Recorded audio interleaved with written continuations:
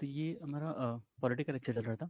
हमने एक पार्ट खत्म कर दिया, इसमें जो दूसरा पार्ट है वो सिस्टम ऑफ गवर्नमेंट है, ठीक है। तो कितने तरह के सिस्टम ऑफ गवर्नमेंट होते हैं उसको देखेंगे, इंडिया में कौन सा है वो देखेंगे, अदर कंट्रीज में भी ये दिखाएंगे, ठीक है। जैसे इसमें दो मेंशन है, पार्लियामेंट्री सिस्टम और फेडरल सिस्टम, तो इसको देखेंगे। फिर अपने यहाँ के जो centre state relation, inter state relation है और इमरजेंसी प्रोविजंस हैं, इसमें ये चीज़ें हैं। तो हम आज शुरू करेंगे इसमें से पार्लियामेंट्री सिस्टम, ठीक है। पार्लियामेंट्री सिस्टम का मतलब होता है, अगर आप मोटा मोटा समझें तो जब भी ये क्वेश्चन आता है कि पार्लियामेंट्री सिस्टम क्या है, तो उसका मतलब होता है कि जो काउंसिल ऑफ मिनिस्टर्स हैं या मिनिस्टर्स हैं, काउंसिल ऑफ मिनिस्टर्स हैं या एग्जीक्यूटिव, वो लेजिस्लेचर को रिस्पॉन्सिबल है, मतलब आंसरेबल है, ठीक है। तो हमारे यहाँ जैसे काउंसिल ऑफ मिनिस्टर्स होते हैं, काउंसिल ऑफ मिनिस्टर्स ये टॉप मोस्ट होते हैं एग्जीक्यूटिव अपने यहाँ पे। ये जो है ये जो हमारे यहाँ पे पार्लियामेंट है, ठीक है, ये या लेजिस्लेचर जिसको कहते हैं, उसको रिस्पॉन्सिबल है, उसको आंसरेबल है कि ये कुछ भी क्वेश्चन पूछेंगे तो उनको बताना पड़ेगा। और ये जो कहते हैं तय करेंगे कि ये अगर इनका कॉन्फिडेंस खत्म हो गया, मतलब मेजोरिटी से चुनते हैं, ठीक है। जो गवर्नमेंट होती है वो मेजोरिटी से, मतलब मेजोरिटी वोट से आती है पार्लियामेंट के, ठीक है। तो अगर पार्लियामेंट को ऐसा लगता है कि ये मेजोरिटी में नहीं है, तो उसके लिए नो कॉन्फिडेंस वोट आता है। और नो कॉन्फिडेंस वोट अगर इनके खिलाफ चला गया काउंसिल ऑफ मिनिस्टर के, तो इनकी सरकार गिर जाएगी, ठीक है।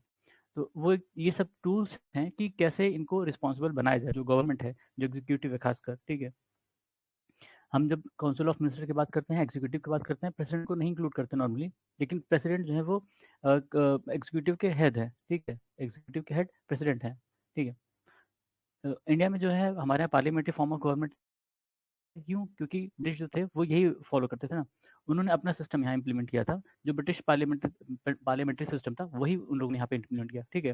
तो हमें एक तरह से विरासत मिली और हमने इसको ही कंटिन्यू किया आज़ादी के बाद, क्योंकि जो हमारे उस समय के पॉलिटिशियंस थे वो सब इससे मतलब एफेमिलियर थे, ठीक है। अब नया सिस्टम लाते तो हो सकता है उसमें कुछ जो भी दिक्कत आती, तो उनको लगा कि यही, और काफ़ी चीज़ें और भी इन्होंने देखा कि इंक्लूसिव है, रिस्पॉन्सिबल गवर्नमेंट है, ऐसा करके उन्होंने कहा कि स्टेबिलिटी की जगह हम इंक्लूसिविटी वगैरह देखेंगे, ठीक है। तो उन्होंने पार्लियामेंट्री फॉर्म को ही रहने दिया।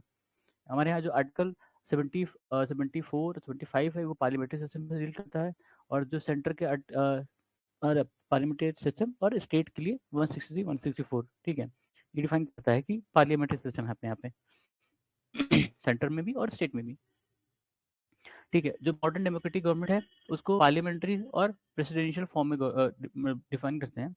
अभी पार्लियामेंट्री समझाया कि उसमें क्या होता है कि पार्लियामेंट है, उसमें मेंबर्स हैं, एक कुछ एग्जीक्यूटिव होते हैं, कुछ लेजिस्लेटिव होते हैं, मतलब सारे ही लेजिस्लेटर हैं, मतलब लेजिस्लेटिव मेंबर होते हैं, ठीक है। जैसे हमारे यहाँ पार्लियामेंट है तो मेंबर ऑफ पार्लियामेंट, ठीक है, एमपी कहते हैं। तो सारे ही इवन एग्जीक्यूटिव जो है, मिनिस्टर जो हैं, वो भी आपके मेंबर होने चाहिए ना।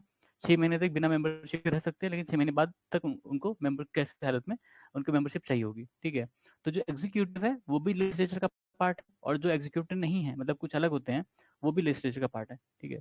तो इसमें हमारा लेजिस्लेचर होता है, उसमें एग्जीक्यूटिव भी है और लेजिस्लेचर भी है, लेजिस्लेटिव में, ठीक है। तो उसमें ये हमने देखा पार्लियामेंट्री। प्रेसिडेंशियल में क्या होता है, प्रेसिडेंशियल फॉर्म में प्रेसिडेंट ही सुप्रीम होता है, या प्रेसिडेंट अलग होता है, ठीक है। वो लेजिस्लेचर का हिस्सा नहीं होता, जैसे यूएस का सिस्टम है, वहाँ प्रेसिडेंशियल सिस्टम है, तो प्रेसिडेंट अलग होगा या प्रेसिडेंट के नीचे सारे एग्जीक्यूटिव होगी, ठीक है। और यहाँ लेजिस्लेचर होगा, ये पार्लियामेंट, वहाँ पे कांग्रेस कहते हैं उसको, तो कांग्रेस अलग होगी या पार्लियामेंट अलग, ठीक है। वो पैरेलल सिस्टम होगी। फिर जुडिशरी, जुडिशरी तो खैर अलग ही चीज़ है, ठीक है। सब जुडिशरी हर जगह अलग अलग तरीके से, अपने यहाँ जैसे इंटीग्रेटेड जुडिशरी है, हाँ। और जो यूएस है वहाँ पे फेडरल जुडिशरी, मतलब एक टॉप में होगी सेंटर के लिए, सेंटर के लॉज के लिए, और एक फिर स्टेट की अपनी जुडिशरी होती है, ठीक है। अपने यहाँ नहीं है, अपने यहाँ इंटीग्रेटेड है, सबसे ऊपर सुप्रीम कोर्ट, फिर हाई कोर्ट, फिर उसके बाद डिस्ट्रिक्ट कोर्ट वगैरह, फिर उसके बाद जो उसके नीचे छोटी छोटी कोर्ट होगी, ठीक है, सेशन कोर्ट वगैरह होती हैं। तो इसमें यही बताया कि जो मॉडर्न डेमोक्रेटिक गवर्नमेंट्स हैं वो दो चीज़ों में क्लासीफाई की गई हैं, पार्लियामेंट्री और प्रेसिडेंशियल सिस्टम, जैसा कि उनका एग्जीक्यूटिव और लेजिस्लेचर का रिलेशन है आपस में, ठीक है। देखो ऑर्गन ऑफ गवर्नमेंट बताया था ना, 3 ऑर्गन होते हैं, एग्जीक्यूटिव, लेजिस्लेचर और एग्जीक्यूटिव, लेजिस्लेटिव और लेजिस्लेचर और क्या कहते हैं जुडिशरी, ठीक है। 3 ऑर्गन होते हैं गवर्नमेंट के, गवर्नमेंट तीनों को मिला के बोलती है। नॉर्मली हम जो गवर्नमेंट गवर्नमेंट कहते हैं वो एग्जीक्यूटिव के कहते हैं, लेकिन रियल टर्म में गवर्नमेंट मतलब तीनों ही बॉडीज होती हैं, ठीक है, 3 ऑर्गन। तो पार्लियामेंट्री फॉर्म में कहते हैं कि executive is responsible to legislature for its policies and acts, मतलब जो भी वो काम करेंगे एग्जीक्यूटिव, उसके लिए वो लेजिस्लेचर के प्रति रिस्पॉन्सिबल होंगे, उनकी जवाबदारी होगी, उनको बताना पड़ेगा कि उन्होंने ऐसा क्यों किया है, ठीक है। और अगर ऐसा लगता है लेजिस्लेचर को तो उनके खिलाफ मतलब कि गलत किया है या नहीं सर कर पा रहा है, तो उनके खिलाफ नो कॉन्फिडेंस मोशन आता है, ठीक है। प्रेसिडेंशियल सिस्टम में क्या होता है कि एग्जीक्यूटिव वो जो है वो लेजिस्लेटिव रिस्पॉन्सिबल नहीं होती है, वो इंडिपेंडेंट होता है एक तरह से, और उसकी जो पॉलिसीज और एक्ट होती हैं वो भी इसलिए रिस्पॉन्सिबल नहीं है, तो कॉन्स्टिट्यूशनली वो इंडिपेंडेंट है, ठीक है। तो उसमें जो है प्रेसिडेंशियल सिस्टम में मेन फोकस है कि जो प्रेसिडेंट चुना जाए या गवर्नमेंट चुनी जाए वो अपना 5 साल का 4 साल का जो भी उनका फिक्स टेन्योर है उसको पूरा कर पाए, ठीक है। ये चीज़ प्रेसिडेंशियल सिस्टम है। लेकिन जो पार्लियामेंट्री सिस्टम है उसमें मेन फोकस है ऐसे मतलब रिस्पॉन्सिबिलिटी पर, जो भी सरकार आए वो रिस्पॉन्सिबल हो, वो अपना काम ढंग से करे, ठीक है, ठीक है। तो parliamentary government is also known as cabinet government और रिस्पॉन्सिबल गवर्नमेंट और वेस्टमिंस्टर मॉडल ऑफ गवर्नमेंट, ठीक है। That is present in Britain, Japan, Canada, India among others, ठीक है। वेस्टमिंस्टर क्या है? वेस्टमिंस्टर वो जगह है जहाँ पर ब्रिटिश पार्लियामेंट है, ठीक है, तो वेस्टमिंस्टर मॉडल कहते हैं इसको। रिस्पॉन्सिबल गवर्नमेंट बताया, ठीक है। कैबिनेट कैबिनेट गवर्नमेंट क्यों? कैबिनेट जो इसकी मतलब जो एग्जीक्यूटिव होती है उसमें जो कैबिनेट मिनिस्टर्स होते हैं सबसे हाईएस्ट रैंकिंग होते हैं, ठीक है, सबसे टॉप कैबिनेट मिनिस्टर्स होते हैं। जो कुछ कोर मिनिस्टर्स होते हैं जैसे मान लीजिए कि पीएम हो गए, डिफेंस मिनिस्टर, फाइनेंस मिनिस्टर, और ऐसे ही 2-4 मिनिस्टर और वो कैबिनेट का हिस्सा होते हैं, 10-12 तो होंगे ही, ठीक है। तो उसके बाद अदर जो सेकेंडरी मिनिस्टर्स होते हैं वो सब भी हिस्सा है इसका, ठीक है, लेकिन ठीक है। presidential government on the other hand is also known as non-responsible or non-parliamentary or fixed executive system of government and is prevalent in USA, Brazil, Russia, Sri Lanka among others, ठीक है। जो प्रेसिडेंशियल गवर्नमेंट है उसको non responsible या non parliamentary या fix executive system भी कहते हैं, क्योंकि इसमें एक तो ये रिस्पॉन्सिबल नहीं है पार्लियामेंट को, दूसरी इनका जो टेन्योर है मतलब कार्यकाल होता है वो फिक्स होता है, उतने साल बाद ही ये हटेंगे, ठीक है। ऑल्दो इनके यहाँ भी इम्पीचमेंट का सिस्टम होता है, इम्पीचमेंट अलग चीज़ है। I was in called parliamentary system as cabinet system because the cabinet is nucleus of power in parliamentary system, ठीक है। I was in का ही स्टेटमेंट था कि जो पार्लियामेंट्री सिस्टम है वो न्यूक्लियस ऑफ पावर है, मतलब उसमें कैबिनेट जो है वो न्यूक्लियस ऑफ पावर है उस पार्लियामेंट्री सिस्टम का, ठीक है। Parliamentary government is also known as responsible government as a cabinet और executive is accountable to parliament and stage in office so as to enjoy latest confidence, ठीक है। वो no confidence motion वाली जो बात आई थी वो इसीलिए कि जो कैबिनेट है वो तब तक पावर में रहेगी जब तक वो पार्लियामेंट की मतलब उसको पार्लियामेंट का कॉन्फिडेंस होगा कि पार्लियामेंट को इससे भरोसा है कि ये काम अच्छा कर रहे हैं, ये कर सकते हैं ऐसा, ठीक है। It is describe as Westminster model government because location of British parliament where parliamentary system originated, ठीक है। बताया था अभी कि ब्रिटिश पार्लियामेंट वेस्टमिंस्टर पर है, एक जगह है वेस्टमिंस्टर, ठीक है, वहाँ पे है, इसलिए इसको वेस्टमिंस्टर सिस्टम भी कहते हैं, ठीक है। और British constitution and political expert decide prime minister के बारे में कहा गया है कि प्राइम मिनिस्टर क्या होता है? प्राइमस इंटर पैरस, मतलब फर्स्ट अमंग इक्वल। जो कैबिनेट मिनिस्टर हैं सबकी जो पोजीशन है ओहदा है सेम है, ठीक है। जितने भी कैबिनेट मिनिस्टर हैं वो सेम है, एक रैंकिंग उनकी सेम है, लेकिन उसमें जो पीएम होगा ना वो स्टोन एक समझ लो, ठीक है, वो सबसे मेन है। ऑल्दो इनकी रैंकिंग सेम है, सब कुछ सेम होगा क्योंकि ये सब कैबिनेट के मेंबर हैं, लेकिन इसमें जो पीएम होगा वो सुप्रीम होगा, वो इनसे आगे होगा, इन्हीं का हिस्सा है, ठीक है, इक्वल है, पर फर्स्ट है। जब भी काउंटिंग होगी तो प्राइम मिनिस्टर से काउंटिंग होगी वैसा, ठीक है। लेकिन बाकी सब भी ऐसा नहीं कि बाकी सबको काउंट नहीं करोगे, किसी के खिलाफ भी अगर नो कॉन्फिडेंस आया तो पूरी कैबिनेट जाएगी, पूरी सीओ मतलब सीएम जो आपकी काउंसिल ऑफ मिनिस्टर सारी जाएगी, ठीक है। तो फर्स्ट प्राइम मिनिस्टर पारस है, चाहे वो पीएम के खिलाफ आप क्या कहते हैं नो कॉन्फिडेंस लाओ, चाहे मिनिस्टर्स के खिलाफ लाओ, बात वही पड़ेगी, ठीक है। In recent time, Prime Minister's power, influence, and positions have increased significantly vis-a-vis the cabinet. He has come to play dominant role in British political administrative system। से ये तो मतलब बाद में हम देख लेंगे, जब पीएम की पावर डिस्कस होगी तो उसमें बताया जाएगा, ठीक है। अच्छा, कई लोगों ने इसको जो पार्लियामेंट्री फॉर्म ऑफ गवर्नमेंट है, प्राइम मिनिस्टर की इंपॉर्टेंस के कारण इसको प्राइम मिनिस्टीरियल गवर्नमेंट भी कहा है, ठीक है। तो ठीक है, features of prime parliamentary government, इसमें क्या क्या है जो फीचर्स हैं उसके, ठीक है। Nominal and real executive, nominal कौन होता है? प्रेसिडेंट, ठीक है, जो कि स्टेट का हेड है, जिसको डीजूर एग्जीक्यूटिव कहते हैं और टाइटलर एग्जीक्यूटिव कहते हैं। सारी पावर जो है वो प्राइम प्रेसिडेंट में निहित है, लेकिन उसको एंजॉय कौन करता है? Prime minister. रियल एग्जीक्यूटिव वो है डिफैक्टो, डिफैक्टो मतलब जो करता है, मतलब बाई फैक्ट, अगर वैसे मीनिंग देखोगे डिफैक्टो मतलब बाई फैक्ट, डीजूर मतलब बाई लॉ, ठीक है, बाई लॉ ऐसा समझ लो, ठीक है। तो हमारे यहाँ भी जैसे प्रेसिडेंट है, सारी पावर उनमें निहित है, पर उनकी पावर्स को कौन एग्जीक्यूट करता है? प्राइम मिनिस्टर या कैबिनेट मिनिस्टर जो हैं, ठीक है, बेसिकली प्राइम मिनिस्टर, ठीक है। जो भी चीज़ें डॉक्यूमेंट साइन होती हैं, जो भी एग्रीमेंट बनते हैं मतलब बाहर दूसरे देशों से, वो प्रेसिडेंट के नाम पर ही होते हैं, उसको साइन प्राइम मिनिस्टर करेंगे, ठीक है। Thus, President is the head of state, while the Prime Minister is head of government. Article 74 provides for the Council of Ministers headed by Prime Minister to aid and advise the President in exercise of his function.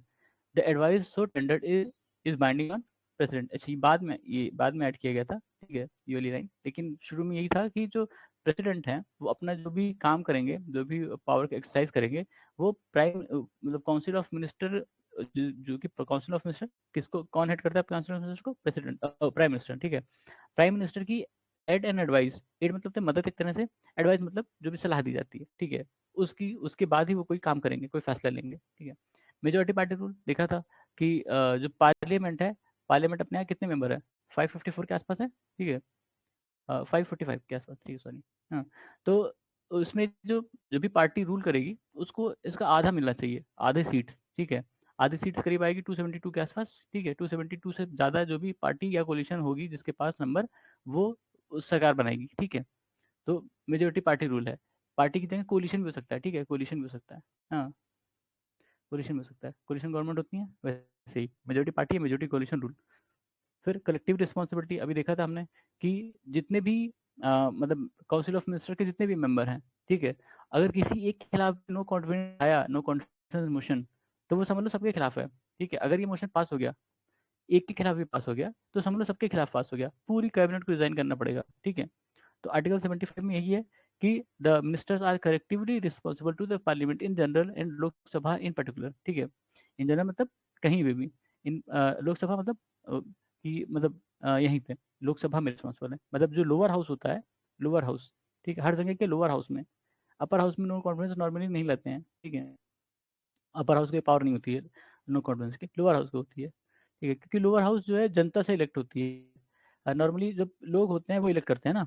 और जो upper house होती है उसको जो मतलब state के वो होती है लेजिस्लेचर, वो इलेक्ट करती है अपर हाउस वालों को। तो इसलिए लोअर हाउस का ज़्यादा है, अपर हाउस का कम है, और अपर हाउस का अपर हैंड है, ठीक। They act as team and swim and sing together, ठीक है, ठीक है। पॉलिटिकल होमोजेनिटी पॉलिटिकल होमोजेनिटी क्यों? क्योंकि जो जो काउंसिल के मेंबर होंगे, काउंसिल ऑफ मिनिस्टर्स के, वो एक ही पार्टी या एक ही कोलिशन से आ रहे होंगे, मतलब अलग अलग कहते हैं ना कि एक पार्टी जो है एक विचारधारा को रिप्रेजेंट करती है। नॉर्मली ये होता है कि जो एक पार्टी होती है वो एक किसी विचारधारा को रिप्रेजेंट करती है, ठीक है। तो अगर मान लीजिए कि 10 पार्टी हैं, तो माना जाएगा कि 10 विचारधारा को रिप्रेजेंट करनी है, कोई किसान को, कोई मजदूर को, कोई इंडस्ट्रियलिस्ट को, कोई मतलब टेक आईटी वाले को, ठीक है। अलग अलग जो पार्टीज होती हैं वो अलग अलग विचारधारा को रिप्रेजेंट करती हैं। तो अगर इनका कोई जब कोई कैबिनेट बनेगा तो होना पर्टिकुलरली मतलब अगर देखा जाए तो सेंसिबली देखा जाए तो हर हर हर उससे लेना चाहिए, हर पार्टी से मेंबर होने चाहिए, ठीक है। लेकिन होता नहीं है ऐसा, क्यों? क्योंकि जो सरकार बनाएगी, जो भी पार्टी कोलिशन, वो एक ही कोलिशन होगी, एक ही पार्टी होगी, तो जो सारे मेंबर आएंगे वो उसी पार्टी से आएंगे, उसी कोलिशन से आएंगे, ठीक है। तो होमोजेनिटी होगी एक तरह से कि एक ही विचारधारा के लोग उस कैबिनेट में डोमिनेट, ठीक है। नॉर्मली यही होता है, होना नहीं चाहिए इनके हिसाब से, ठीक है। फिर डबल मेंबरशिप क्यों? क्योंकि जो एग्जीक्यूटिव होती है वो लेजिस्लेचर का भी पार्ट है, ठीक है। ये हमारा मान लो कि पार्लियामेंट है, तो जो एग्जीक्यूटिव मिनिस्टर से मान लो प्राइम मिनिस्टर है, वो प्राइम मिनिस्टर को लोकसभा या राज्यसभा एक हिस्सा होना पड़ेगा, ठीक है, एक हिस्सा कम से कम, वरना ये मिनिस्टर नहीं रह पाएंगे ना। कोई भी जितने भी काउंसिल ऑफ मिनिस्टर्स में मिनिस्टर हैं, उनको लोकसभा या राज्यसभा का मेंबर होना आवश्यक है, ठीक है। तो डबल मेंबरशिप हुई, वो एग्जीक्यूटिव के भी पार्ट है और लेजिस्लेटिव भी पार्ट है, ठीक है। तो वो डबल मेंबरशिप हो गई, ये कह रहा है। देखो, constitution that a minister who is not a member of parliament for a period of 6 consecutive months भी मिनिस्टर, ठीक है। इसका अपोजिट भी ट्रू है कि मतलब कोई भी आदमी को अगर मेंबर नहीं है, वो एमपी नहीं है, ठीक है, उसको तुम मिनिस्टर बना दो, तो उसको 6 महीने में क्या कहते हैं, मेंबरशिप लेनी पड़ेगी, ठीक है। 6 महीने के अंदर अंदर मेंबरशिप लेनी पड़ेगी, वरना उसकी मिनिस्टरशिप चली जाएगी, ठीक है, ठीक है, समझ गए। ये सीधी लाइन बोली गई है, इसका अपोजिट भी ट्रू है, ठीक है। कि अगर कोई जो मिनिस्टर है वो 6 महीने तक मेंबर नहीं है तो उसको छोड़ना पड़ेगा। किसी आदमी को आपने मिनिस्टर बना के मेंबर नहीं है तो उसको 6 महीने के अंदर अंदर लेनी है मेंबरशिप, ठीक है। तो leadership of prime minister, prime minister ये तो देखा ना कि सारी पावर उन्हीं में है, कैबिनेट में वही शफल करते हैं लोगों को, जो दूसरे मिनिस्टर्स हैं उनको ओथ यही दिलाते हैं, ठीक है। ओथ दिलाते हैं मतलब ये कहते हैं उनके प्रेसिडेंट से कि हमारे मिनिस्टर ने इनको वोट दिलाई, ऐसा, ठीक है। और यही अपॉइंट करते हैं कि जो मतलब पोर्टफोलियो अपॉइंट करते हैं, ठीक है। प्राइम मिनिस्टर ही सबके पोर्टफोलियो तय करते हैं कौन क्या मिनिस्टर बनेगा, ठीक है। तो सबसे लीडरशिप इन्हीं की है, मेन रोल इन्हीं का है, ठीक है। इसीलिए इसको prime ministerial form of government भी कहते हैं, ठीक है। डिसोल्यूशन ऑफ लोअर हाउस, अगर जो है मतलब मान लीजिए कि जो पीएम है, पीएम की सदस्यता चली गई, ठीक है, पीएम की सदस्यता चली गई, तो हाउस मतलब उनका कैबिनेट डिसॉल्व होगा, ठीक है। कैबिनेट डिसॉल्व होगा, वो रिकमेंड कर सकते हैं कि हाउस को भी डिसॉल्व कर दो, ठीक है। इसमें लिखा है lower house of the parliament can be dissolve by the president on the recommendation of prime minister. जब प्राइम मिनिस्टर कहेंगे, मतलब ये नॉर्मली टर्म होता है कि 5 साल खत्म होने के बाद, या 5 साल नहीं खत्म हुआ उसके पहले भी वो रिकमेंड कर सकते हैं कि भाई 5 साल नहीं खत्म हुआ, हम क्या कहते हैं चुनाव में जाना चाहते हैं, ठीक है। तो वो रिकमेंड कर देंगे, प्रेसिडेंट से कह देंगे कि सर आप इसको डिसॉल्व कर दीजिए, और डिसॉल्व कर देंगे। कई बार ऐसा हुआ है, ठीक है। तो Prime Minister can advise the President to dissolve the Lok Sabha before the expiry of its term and hold fresh elections, ठीक है। Executive enjoy the right to get the legislature dissolved in the system, ये important line है, देख लो, ठीक है। इसमें एक जगह ये एग्जीक्यूटिव को हैंड कि वो इसको डिसॉल्व आती है लेजिस्लेचर को और इलेक्शन में जा सकती है, ठीक है। सिक्रेसी, ठीक है। सिक्रेसी मतलब इनको बोला जाता है, जैसे मिनिस्टर को जो ओथ दिलाई जाती है उसमें कहा जाता है कि जो भी इन्फॉर्मेशन होगी आप किसी को बताओगे नहीं, ठीक है। सिक्रेसी का ओथ उनको दिलाया जाता है। उसके बाद features of presidential system, presidential government, अच्छा अभी पार्लियामेंट्री के पार्लियामेंट्री फॉर्म ऑफ गवर्नमेंट के देखे, अब प्रेसिडेंशियल सिस्टम के हैं, ठीक है। तो अमेरिकन जो अमेरिकन सिस्टम है वो एक तरह से मॉडल माना जाता है प्रेसिडेंशियल सिस्टम का, तो इसलिए उसी की स्टडी हर जगह की जाती है, ठीक है। बाकी सब जितने भी प्रेसिडेंशियल सिस्टम है वो उसी के ही कॉपी पेस्ट है एक तरह से, क्योंकि सबसे पहले वही बना था अब इस सिस्टम में, तो उसी की स्टडी की जाती है। तो हमारे यहाँ भी American constitution, American president system की बात की जाएगी, ठीक है। तो अमेरिकन कॉन्स्टिट्यूशन जो है वो प्रेसिडेंशियल फॉर्म ऑफ गवर्नमेंट की बात करता है। इसके कई सारे फीचर्स हैं, जैसे American president it both head of state और हेड ऑफ गवर्नमेंट। हमने अभी क्या देखा था पार्लियामेंट्री सिस्टम में, प्रेसिडेंट जो है वो हेड ऑफ स्टेट है, और प्राइम मिनिस्टर क्या है वो हेड ऑफ गवर्नमेंट है, ठीक है। लेकिन प्रेसिडेंशियल सिस्टम में क्या होता है कि जो अमेरिकन प्रेसिडेंट है वो हेड ऑफ स्टेट भी है और हेड ऑफ गवर्नमेंट भी है, दोनों एक ही है, एक ही में दोनों पावर नहीं होते हैं, ठीक है। फिर president is elected by electoral collage for fixed tenure for 4 years. हमने देखा कि जो यहाँ का प्रेसिडेंट इलेक्ट होता है वो 4 साल के लिए इलेक्ट होता है, ठीक है। तो उसको मतलब हमारे यहाँ जैसे होता है कि मेंबरशिप खत्म हो गई, मान लो कि पीएम जो अपॉइंट है, ठीक है, पीएम अपॉइंट है और उसकी मेंबरशिप खत्म हो गई, ठीक है। तो उसकी मेंबरशिप खत्म हो गई तो वो गया, ठीक है। लेजिस्लेटिव में मतलब पार्लियामेंट में उसकी मेंबरशिप खत्म हो गई तो हट गया, ठीक है। पर यहाँ प्रेसिडेंशियल सिस्टम में ये चक्कर ही नहीं है कि वो प्रेसिडेंशियल, क्योंकि वो कांग्रेस या जिसको पार्लियामेंट कहते हैं वहाँ पे कांग्रेस की जाती है, ठीक है, यूएस में। तो अगर वो कांग्रेस का हिस्सा नहीं है तो उसको नहीं, मतलब कोई मतलब नहीं है, वो हटेगा नहीं, अनलेस अनटिल उसके खिलाफ इम्पीचमेंट आ जाए कांग्रेस में, ठीक है। अगर 4 साल से पहले हटाना है तो इम्पीचमेंट करना पड़ेगा उसका, ठीक है। हमारे यहाँ जो प्राइम मिनिस्टर है उसके लिए ऐसा कोई सिस्टम नहीं है, ठीक है। प्राइम मिनिस्टर के खिलाफ सिर्फ नो कॉन्फिडेंस आ सकता है, और उसमें सिर्फ प्राइम मिनिस्टर नहीं जाएगा, सारी पूरी उसकी कैबिनेट जाएगी, ठीक है, सरकार गिर जाएगी, ठीक। तो फिर उसके बाद president govern the help of president govern with the help of cabinet और smaller body called kitchen cabinet. It is only an advisory body and consists of non-elected departmental secretaries.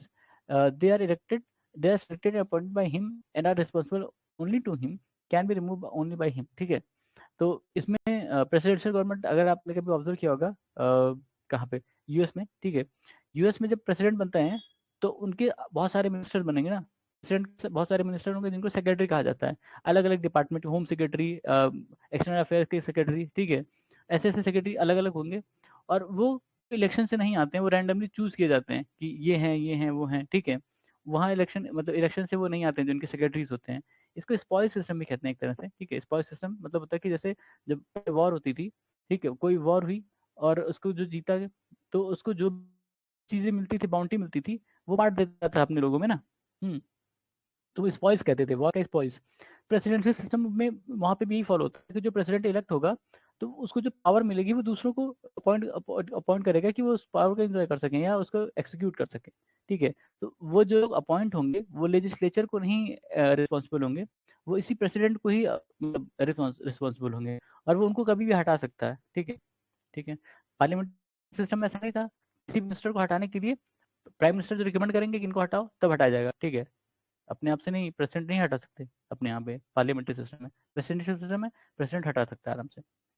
President and its head secretariat are not responsible to Congress for their acts. They neither possess membership in Congress nor attend its session. ठीक है, देखा था ये हमने कि अभी इनका जो एग्जीक्यूटिव है प्रेसिडेंशियल सिस्टम में, तीनों अलग अलग है ना, एग्जीक्यूटिव, लेजिस्लेचर और जुडिशरी, ठीक है।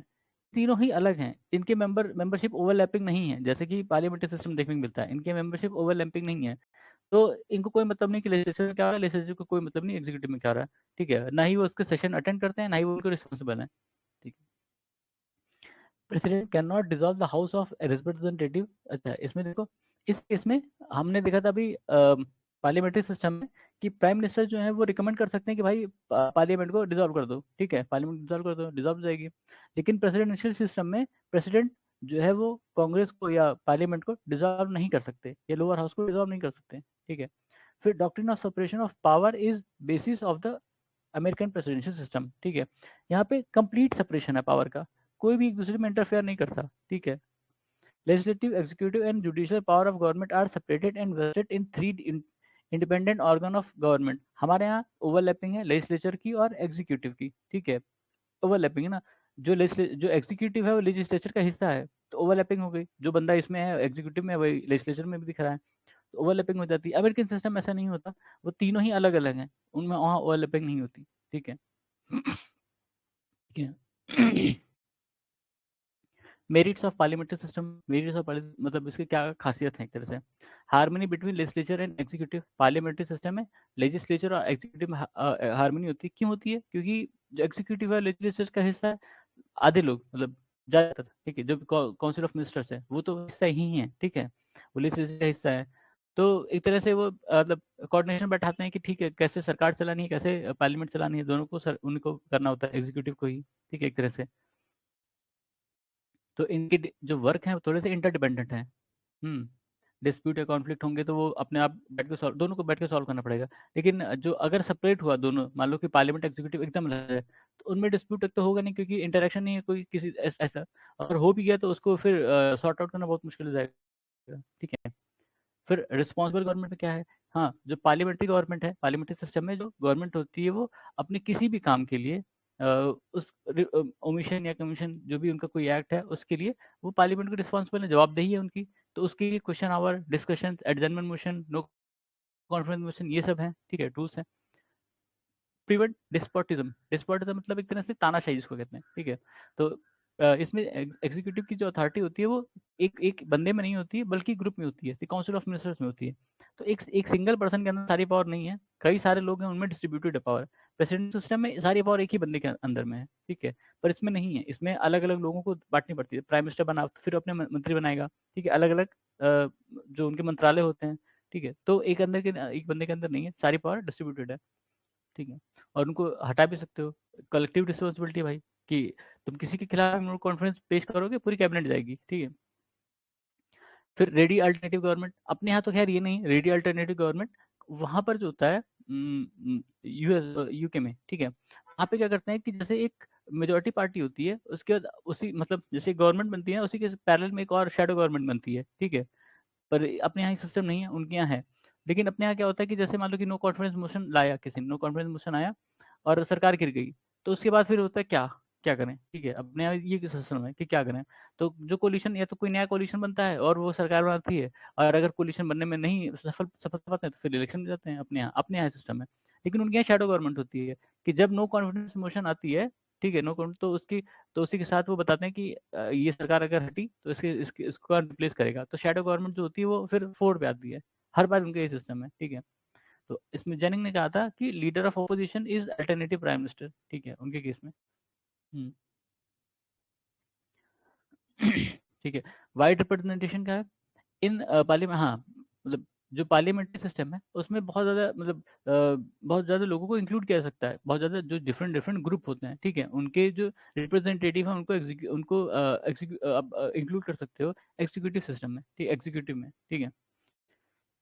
हमने देखा कि कई बार अपने यहाँ जैसे जातीय समीकरण होता है ना, कहते हैं जातीय समीकरण, तो एक मतलब काउंसिल ऑफ मिनिस्टर्स में आपको सारी जातियों के लोग दिख जाएंगे, ठीक है, कोई ब्राह्मण है, कोई ठाकुर है, कोई कुछ है, कुछ कुछ है, ठीक है, कोई इस रीजन से है, कोई उस रीजन से है, तो इंक्लूड करने की कोशिश करते हैं कि हर सारे रीजन के, सारे कास्ट रीजन के आ जाएं इसमें, ठीक है, किसी को ये ना हो कि हम बाहर छूट गए हैं, ठीक है।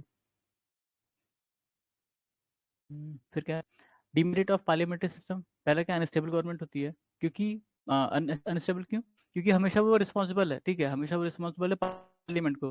तो मान लीजिए कि बहुत थिन मार्जिन से वो हैं, अगर थिन मार्जिन से अगर वो उनकी मेजोरिटी है, तो वो लूज कर जाएंगे, ठीक है। अपने यहाँ क्या दिक्कत है कि हमेशा मतलब रिस्पॉन्सिबल बनाने के चक्कर में गिराने की बात होती है सरकार को, ठीक है। तो अब मान लीजिए कि इन्हीं के पार्टी के लोग, पहले पहले तो नहीं था वो एंटी डिफेक्शन वाला केस, अब हो गया है, तो पहले पार्टी स्विच कर लेते थे, ठीक है, पार्टी स्विच कर लिया सरकार की। ये हमने देखा था किस केस में, पहला जो था, पहले तो काफी पहले आता है, मुरारजी देसाई वाला केस था, ठीक है, मुरारजी देसाई, चरण सिंह, वीपी सिंह, चंद्रशेखर, देवगौड़ा, इन सब के में यही काम हुआ था कि गवर्नमेंट जो है बहुत थिन मेजोरिटी साइड और अनस्टेबल थी, इसलिए तो कोई फैसले नहीं ले पाते थे, और उनको जब भी उनका मन किया अपोजिशन का, उन्होंने वो मिले एक साथ और गिरा दिए, ठीक है। फिर नो कॉन्टिन्यूटी ऑफ पॉलिसीज, ठीक है, नो कॉन्टिन्यूटी ऑफ पॉलिसीज मतलब कि जो पॉलिसीज बनाई जाती हैं एक के द्वारा, और जो मतलब इनका टेन्योर कितने, 5 साल का ही है, ठीक है, 5 साल का ही है, तो 5 साल बाद जो नई सरकार आएगी जरूरी नहीं कि उसको फॉलो करे जो पुराना वाला फॉलो कर रहा था, ठीक है। आपने देखा होगा कांग्रेस और बीजेपी वाले केस में, तो अब जो वो पिछला वाला फॉलो कर रहा था, तो वो उसको खत्म कर देंगे, नया शुरू करेंगे ये, ठीक है। इसमें जनता गवर्नमेंट का एग्जाम्पल दिया गया है, मोरारजी सही, इसने कई जो पॉलिसीज थी उसके पहले कांग्रेस गवर्नमेंट को उसको रिवर्स कर दिया था, ठीक है। फिर बाद में जब फिर जो ये सरकार गई और वो 1980 में फिर से पावर में है, तो फिर से उन्होंने कंटिन्यू किया, ठीक है।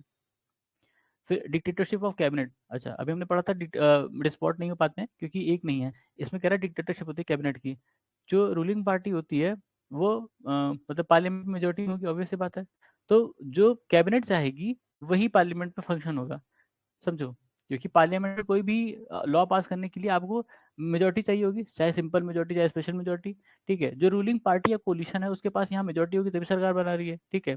तो अब जो रूलिंग पार्टी या कोलिशन की जो कैबिनेट होगी वो हाईएस्ट डिसीजन मेकिंग बॉडी है इनके सिस्टम, इनके अंदर में, ठीक है, उस कोलिशन में उसकी सबसे ज्यादा रिस्पेक्ट होगी या जो भी है, ठीक है।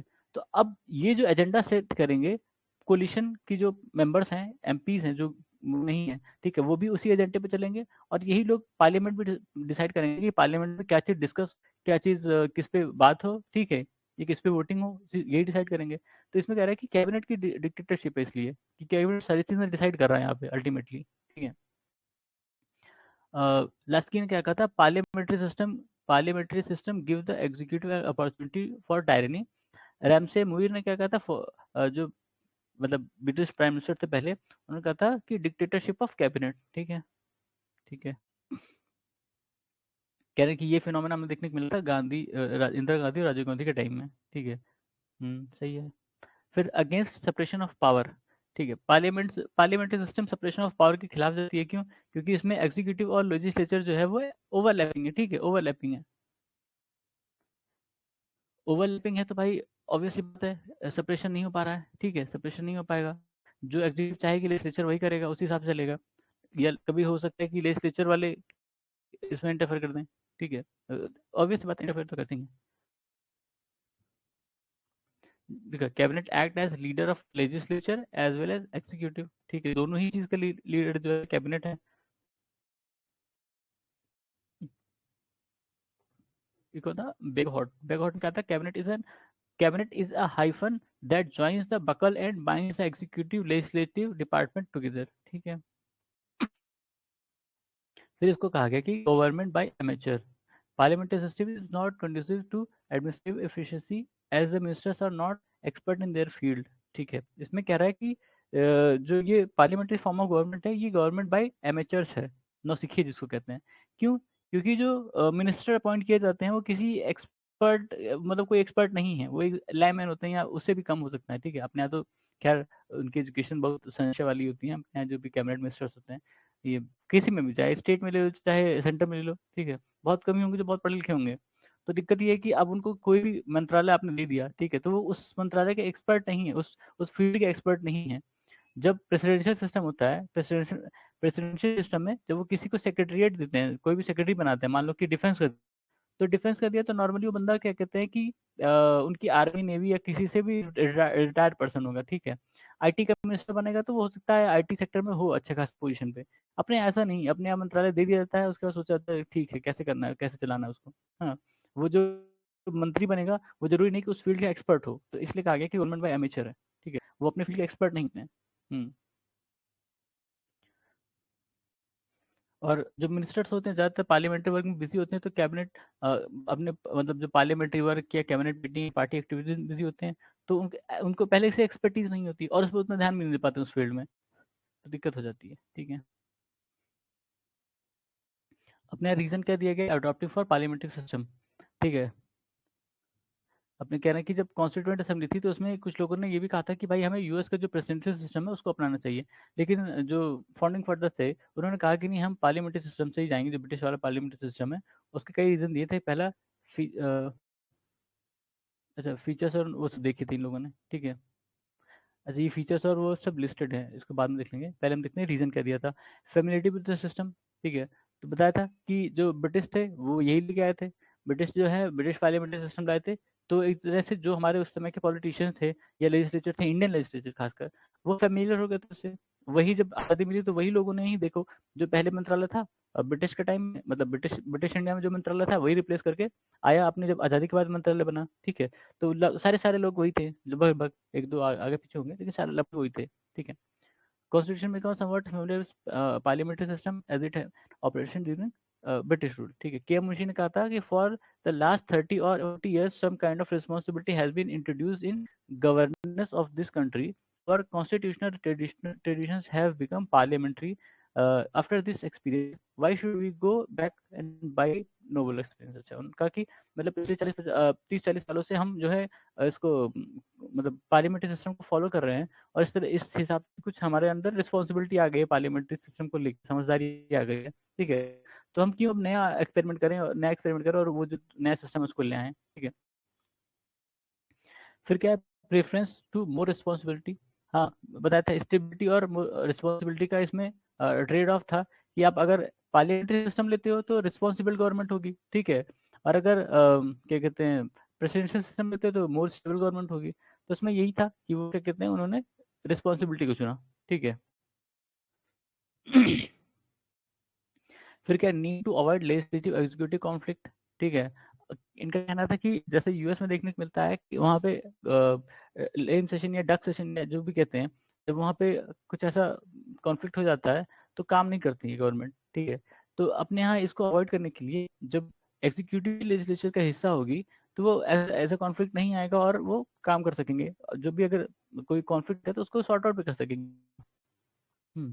वहाँ एक ऑर्गन दूसरे ऑर्गन से पूरा लड़ गया और कोई अंतर ही मतलब वो नहीं है, कहीं पे भी उनका इंटरेक्शन नहीं है, दोनों अलग है भाई, दोनों इंडिपेंडेंट है वहाँ पे। यूएस के सिस्टम में लेजिस्लेचर और एग्जीक्यूटिव एकदम अलग है, कोई मतलब ही नहीं एक दूसरे से, ठीक है।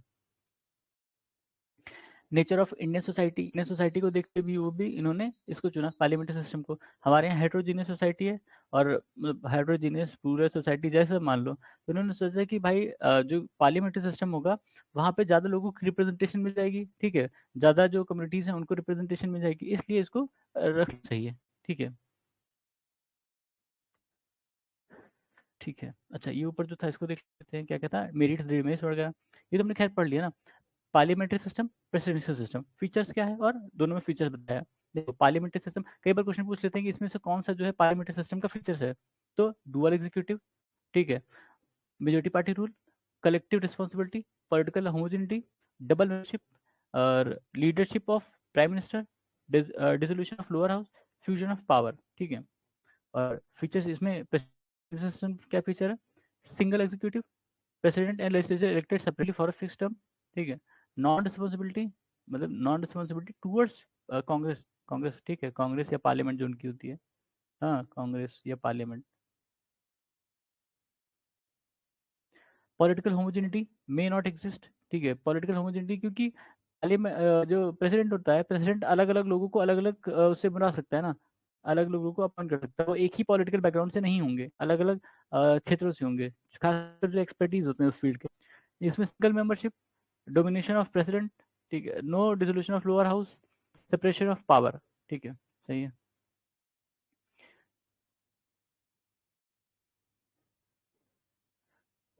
फिर उसके बाद क्या है, मेरिट और डिमेरिट क्या है, ठीक है। मेरिट क्या है इसमें, अ, ये उसकी मेरिट है, क्या कहते हैं, पार्लियामेंट्री सिस्टम की, ठीक है, पार्लियामेंट्री सिस्टम की।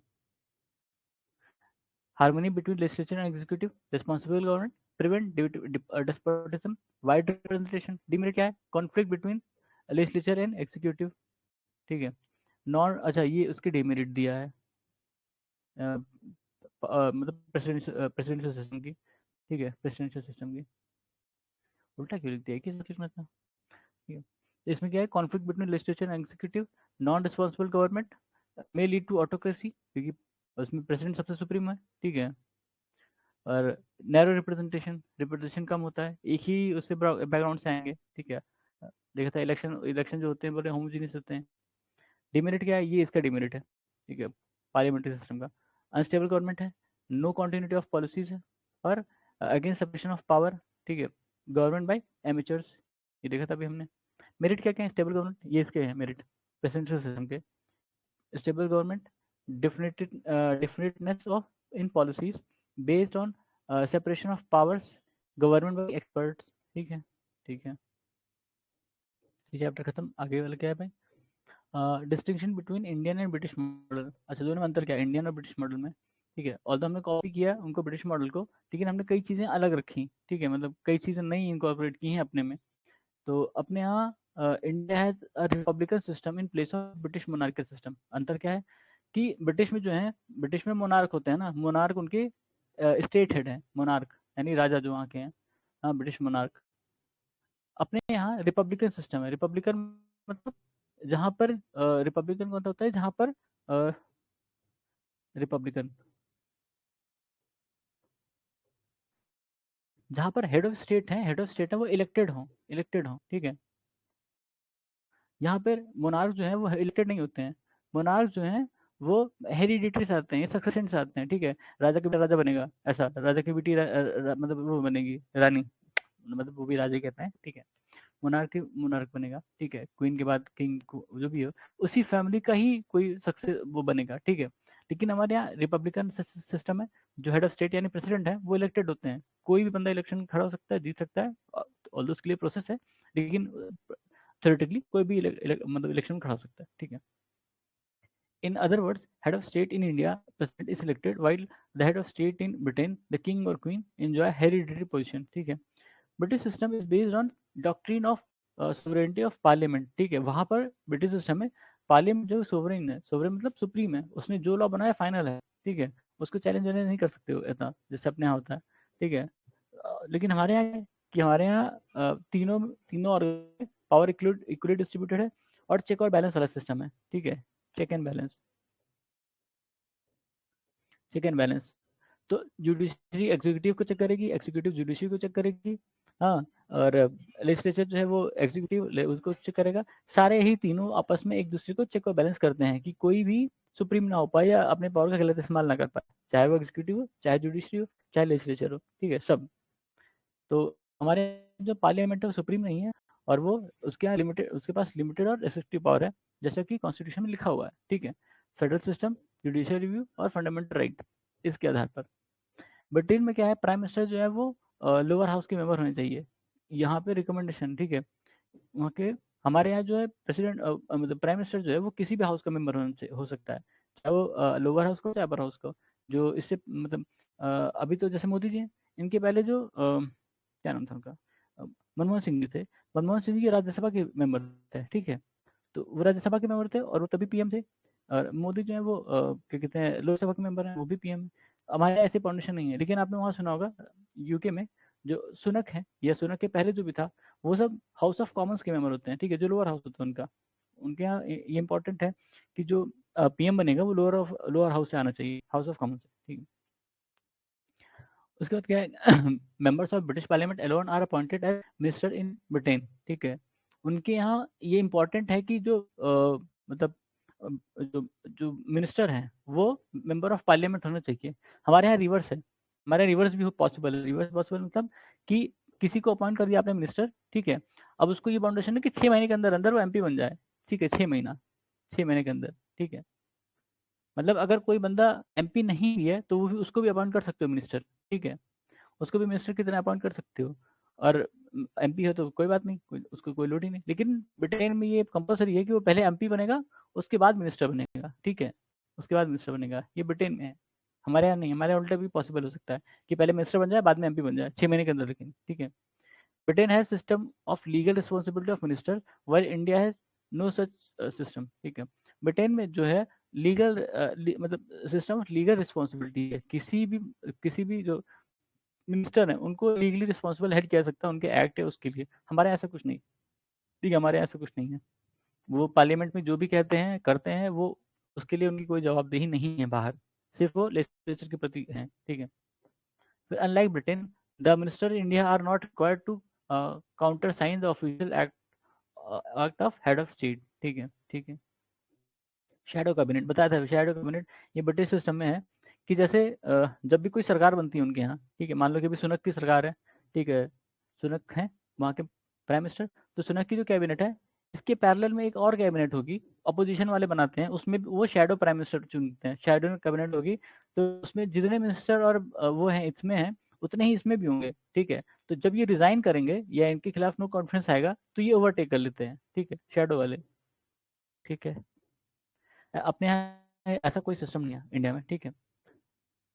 हाँ, ये देखो इसमें बताया था 42nd 44th amendment act of 1976, ये वाला 42nd वाला 1976 में, 44th वाला 1978 में।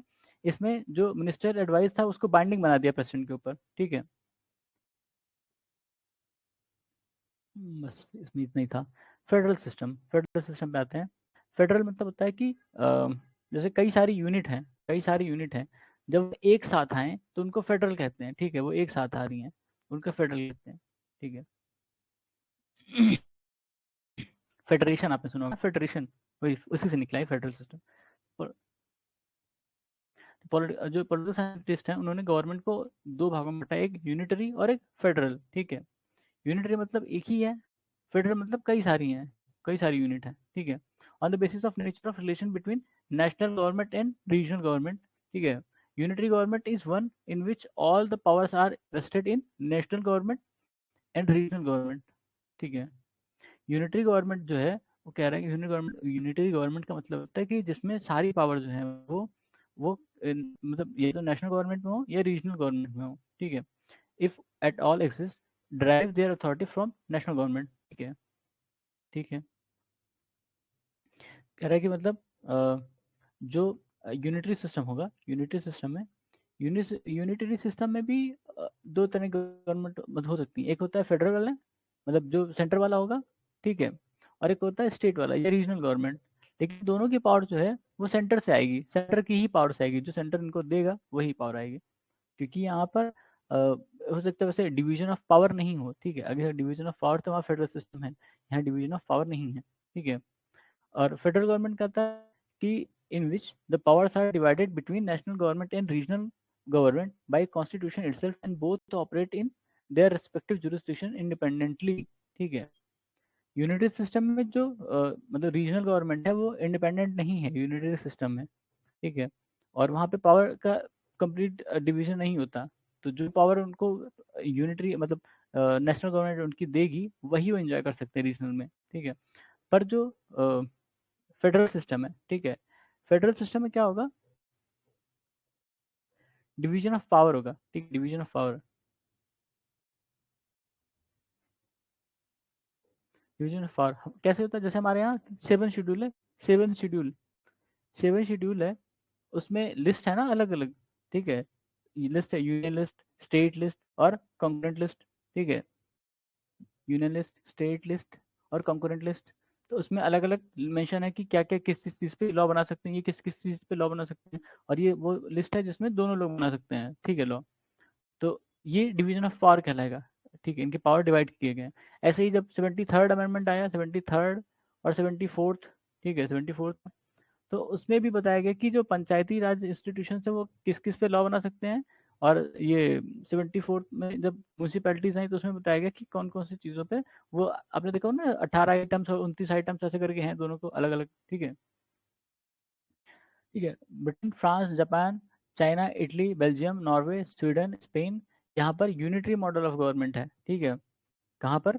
Britain, France, Japan, China, China की मेंशन किया भाई, यहाँ टोटल में किसी नहीं है। Italy, Belgium, Norway, Sweden, Spain, यहाँ सब यूनिटी फॉर्म गवर्नमेंट है, ठीक है, एक ही गवर्नमेंट है, सेंटर में होती है। स्टेट वाला माना जाता होता है, लेकिन उसका कोई पर्पस नहीं है, उसका कोई मतलब नहीं होता, ठीक है, वो बस वही करता है जो सेंटर उसको कहेगी, ठीक है, क्योंकि उनकी जो पावर्स में डिवाइड नहीं है। लेकिन जो US, Switzerland, Australia, Canada, Russia, Brazil, Argentina, ये सब है, यहाँ पर फेडरल गवर्नमेंट है, फेडरल गवर्नमेंट, ठीक है। फेडरल का मतलब पावर उनकी डिवाइड है, सेंटर कुछ और, स्ट्रिक्टली कुछ और, मेन मेन पावर सेंटर के पास होती है, और जो लोकल एडमिनिस्ट्रेशन रिलेटेड है वो रीजनल वाले के पास होती है, ठीक है। तो फेडरल मॉडल में national government is known as federal government, ठीक है। हमारे यहाँ सेंट्रल गवर्नमेंट कहते हैं, ठीक है। फेडरल गवर्नमेंट या सेंट्रल गवर्नमेंट और यूनियन गवर्नमेंट, ये तीनों हमारे यहाँ सेंट्रल और यूनियन इस्तेमाल करते हैं। फेडरल यूएस के केस में इस्तेमाल किया जाता है, ठीक है। और रीजनल गवर्नमेंट को क्या कहते हैं? स्टेट गवर्नमेंट या प्रोविंशियल गवर्नमेंट, ठीक है, हमारे यहाँ स्टेट गवर्नमेंट कहते हैं, ठीक है। फेडरेशन ड्राइव फ्रॉम, हाँ ये इंपॉर्टेंट है, फेडरेशन वर्ड कहाँ से आया? Federation is drive from Latin word forces. Forces का मतलब होता है एक ट्रीटी और एग्रीमेंट, ठीक है।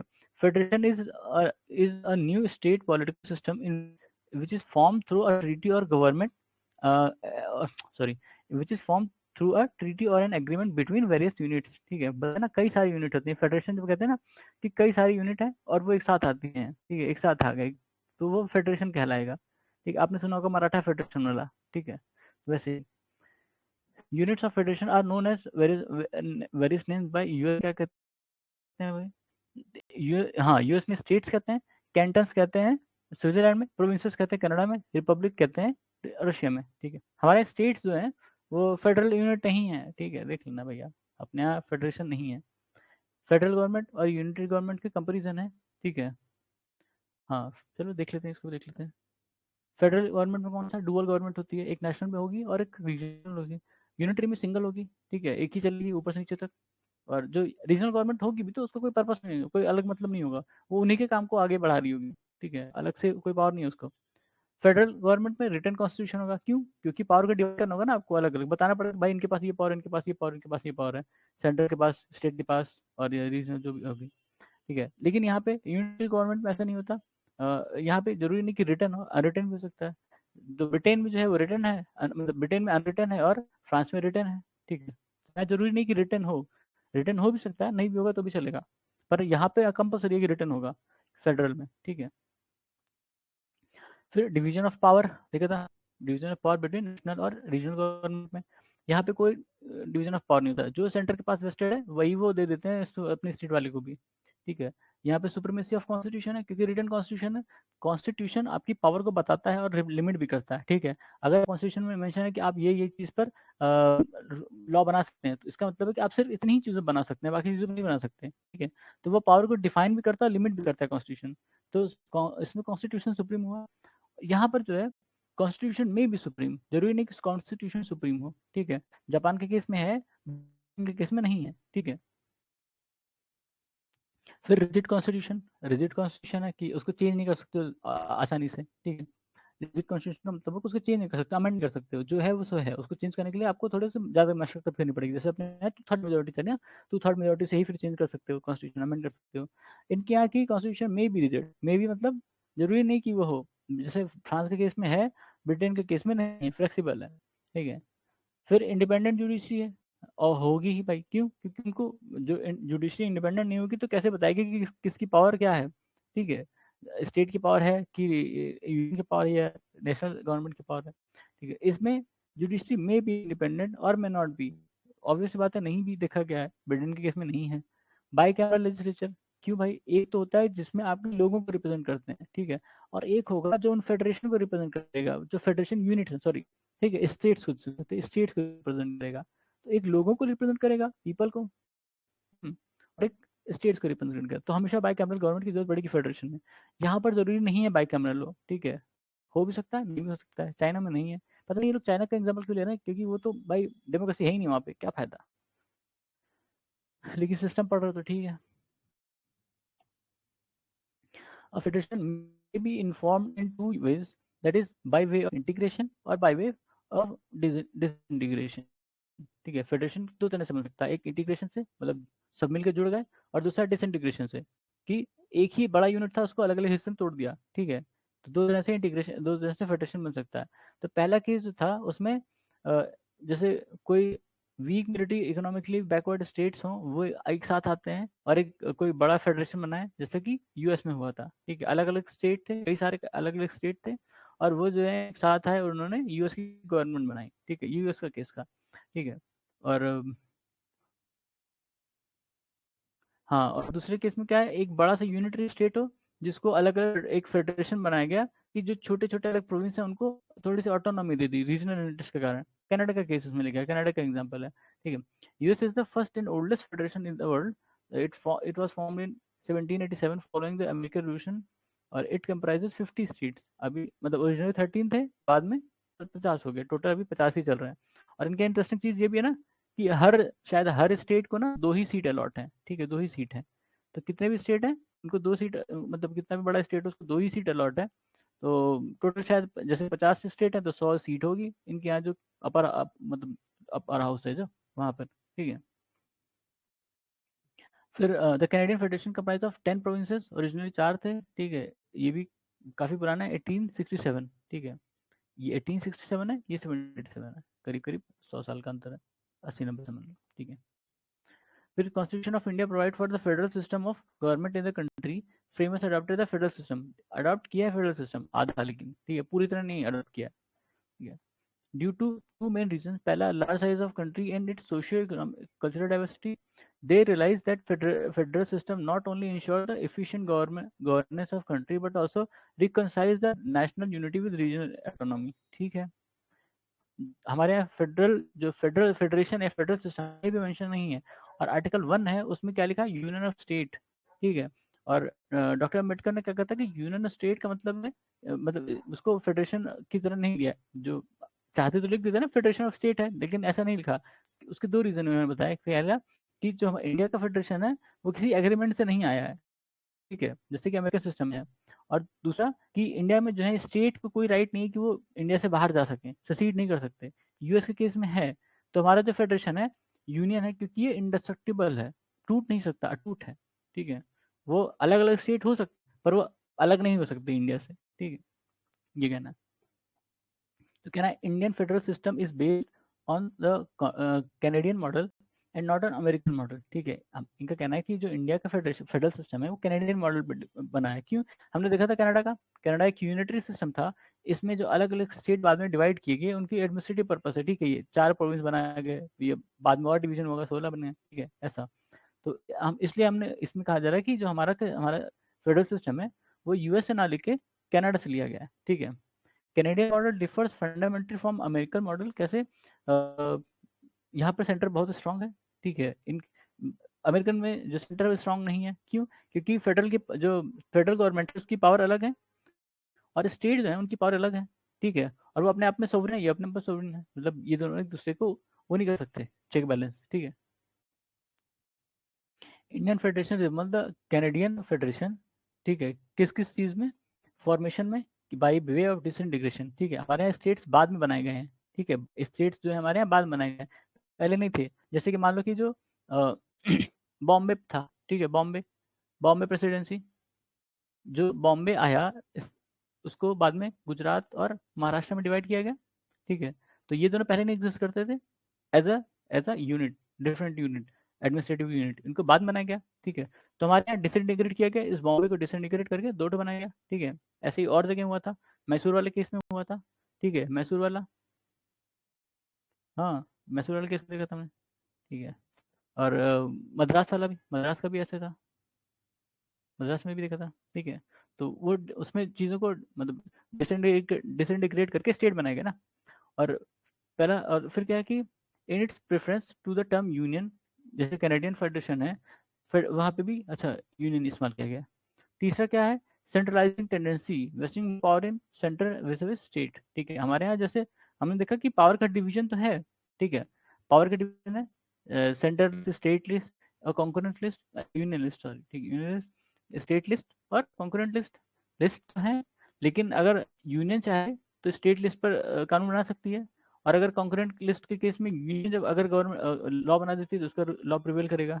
ठीक है, ठीक है, तो इसको अभी यहीं रुकते हैं, 1 मिनट।